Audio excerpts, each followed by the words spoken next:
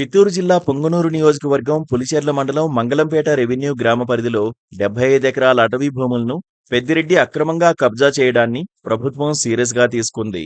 దీనిపై పూర్తిస్థాయి విచారణకు ఆదేశించింది సర్కారు. ఇందుకోసం జాయింట్ కమిటీని కూడా ఏర్పాటు చేశారు. జాయింట్ కమిటీలో సభ్యులుగా చిత్తూరు కలెక్టర్ సుమిత్, జిల్లా ఎస్పీ మణికంఠ చందోలు, ఐఎఫ్ఎస్ అధికారి యశోదాబాయ్ ఉన్నారు. దర్యాప్తు నివేదిక ఆధారంగా ప్రభుత్వం తదుపరి చర్యలు తీసుకోనుంది. మరోవైపు పెద్దిరెడ్డి అటవీ భూభక్షణపై డిప్యూటీ సీఎం పవన్ కళ్యాణ్ కూడా సీరియస్ అయ్యారు. అటవీ శాఖ అధికారులతో మాట్లాడిన ఉప ముఖ్యమంత్రి భూ కబ్జాలపై విచారణ జరిపి నివేదిక ఇవ్వాలని అధికారులను ఆదేశించారు. ఈ విషయంగా టీడీపీ ఎమ్మెల్సీ పంచుమర్తి అనురాధ మాజీ మంత్రి పెద్దిరెడ్డిపై మండిపడ్డారు.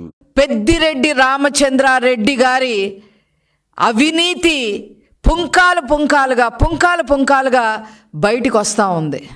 ల్యాండ్ మాఫియా ఎక్కడ పడితే అక్కడ ఎకరాలు కొట్టేసి కోట్లు దండుకున్న మాట వాస్తవం కాదా అని చెప్పి ఈ సందర్భంగా నేను అడగదలుచుకున్నా. చిన్న చితగా 1 ఎకరం దగ్గర నుంచి 1000 ఎకరాల వరకు కొట్టేసిన బాపతి మరి మనం చూస్తూ ఉన్నాం. ఇప్పుడు పెద్దిరెడ్డి రామచంద్రారెడ్డి మదనపల్లి సబ్ రిజిస్టర్ ఆఫీసులో ఫైల్స్ తగలబడిన ఘటనతో తనకేమీ సంబంధం లేదన్న పెద్దిరెడ్డి ముందస్తు బెయిల్ ఎందుకు తెచ్చుకున్నారని ప్రశ్నించారు. పొంగనూరు ఓటర్ లిస్టు కంటే పెద్దిరెడ్డి పాపాల లిస్టే ఎక్కువని అన్నారు. మదనపల్లిలో మరి ఒక గవర్నమెంట్ ఆఫీస్లో ఫైల్ దగ్ధమైతే నాకు ఏ సంబంధం లేదు అని చెప్పిన మీరు ముందస్తు బెయిల్ ఎందుకు తెచ్చుకున్నారు అని చెప్పి ఈ సందర్భంగా మేము అడగదలుచుకున్నాం. నేనేమీ అరగను, నాకు ఏమీ సంబంధం లేదు అని చెప్పి మీరు ఒక స్టేట్మెంట్ ఇస్తే సరిపోయిందా అని అడుగుతా ఉన్నా. మీ ఓటర్ లిస్ట్ కన్నా, మీ పొంగనూరు ఓటర్ లిస్ట్ కన్నా కూడా మీ అవినీతి పాపాల లిస్టే ఎక్కువగా ఉంది అనే విషయం మీరు గమనించారా అని చెప్పి ఈ సందర్భంగా నేను అడగదలుచుకున్నా. 75 ఎకరాల ఫారెస్టు భూమిని ఆక్రమించుకోవడమే కాక దర్జాగా అడవిలోకి రోడ్డు వేసుకుని ప్యాలెస్ కట్టుకున్నారంటూ వ్యాఖ్యలు చేశారు.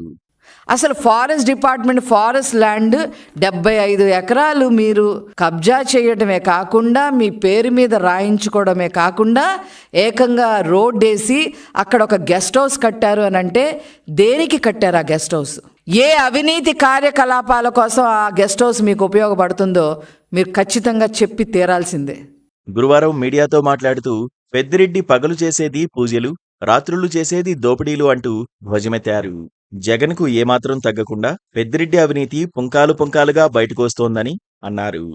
అధికారాన్ని అడ్డుపెట్టుకుని చేయాల్సిన పాపాలన్నీ చేసి ఇప్పుడు తనకేమీ తెలీదు అంటే పోతుందా అని ప్రశ్నించారు. పెద్దిరెడ్డి ల్యాండ్, శాండ్, వైన్ మాఫియాతో 1000 కోట్లు కొల్లగొట్టింది వాస్తవం కాదా అని నిలదీశారు.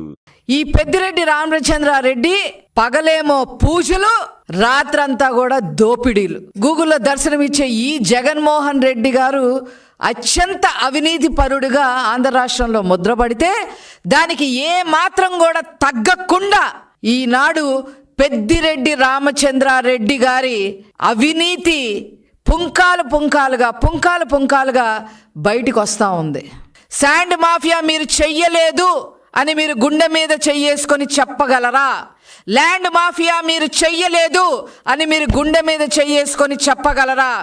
శివశక్తి డైరీ పేరుతో పాడి రైతుల కష్టార్జితాన్ని దోచుకుంది వాస్తవం కాదా అని మండిపడ్డారు. మదనపల్లి సబ్ రిజిస్టర్ ఆఫీసులో ఫైల్స్ తగలబడిన ఘటనతో తనకేమీ సంబంధం లేదన్న పెద్దిరెడ్డి ముందస్తు బెయిల్ ఎందుకు తెచ్చుకున్నారని ప్రశ్నించారు. పొంగనూరు ఓటర్ లిస్టు కంటే పెద్దిరెడ్డి పాపాల లిస్టే ఎక్కువన్నారు. 75 ఎకరాల ఫారెస్టు భూమిని ఆక్రమించుకోవడమే కాక దర్జాగా అడవిలోకి రోడ్డు వేసుకుని ప్యాలెస్ కట్టుకున్నారంటూ వ్యాఖ్యలు చేశారు. రేణిగుంట ఎయిర్పోర్టు దగ్గర ప్రభుత్వ భూమిలో 20 ఎకరాలు పెద్దిరెడ్డి భార్య పేరు మీద రిజిస్ట్రేషన్ చేయించుకున్న మాట వాస్తవం కాదా అని ప్రశ్నించారు. అనుమతులు లేకుండా ప్రాజెక్టులు కట్టాలంటూ ఊర్లు ఖాళీ చేసి ప్రజల ఉసురు పోసుకున్నారని విమర్శించారు. ఈ ఘటనలో ఎన్జీటీ పెద్దిరెడ్డికి 100 కోట్లు ఫైన్ వేసిన మాట వాస్తవం కాదా అని అన్నారు. మొదటిసారి ఎమ్మెల్యే అయిన దగ్గర నుంచి పెద్దిరెడ్డి తన అవినీతి సామ్రాజ్యాన్ని దేశవ్యాప్తం చేశారంటూ పంచుమర్తి విరుచుకుపడ్డారు.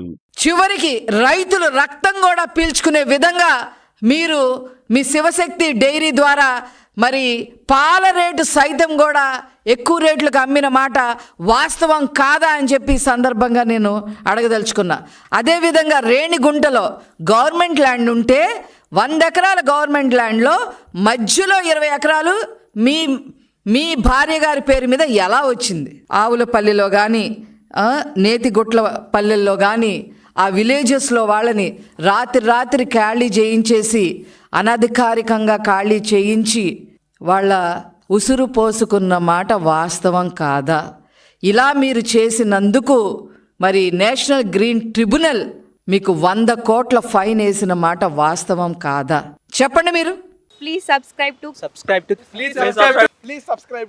Please subscribe to KTV Telugu. KTV Telugu. KTV Telugu channel.